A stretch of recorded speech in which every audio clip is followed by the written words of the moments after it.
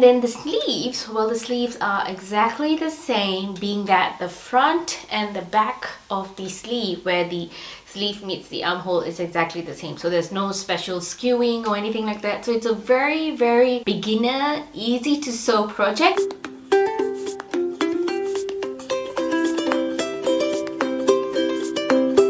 Hi there and welcome back to my channel. My name is Seetal. You're watching Seetal MD, where we do sewing and DIYs. Today I'm going to show you how I sew the Yuki maxi skirt. It's got some pleats in front. It's really simple to sew. The front and the back skirt is exactly the same, and the pleats is exactly at the same place, and then the front and the back bodice is almost exactly the same too, except for the neckline. And then the sleeves, well, the sleeves are exactly the same, being that the front and the back of the sleeve, where the sleeve meets the armhole, is exactly the same. So there's no special skewing or anything like that. So it's a very, very beginner, easy to sew project. I do use a serger to go over the raw edges to finish it off, but you can use a zigzag stitch on your normal sewing machine if you do not own a serger. Also, before I begin, I must let you know that all the links to the pattern will be linked down below in the description box, where you can download the pattern and then follow on with this sewing tutorial. Thank you so much for watching my video. I would appreciate if you'd subscribe to my channel if you haven't already, and give it a like or a thumbs up if you did like this video. Let's get on with it.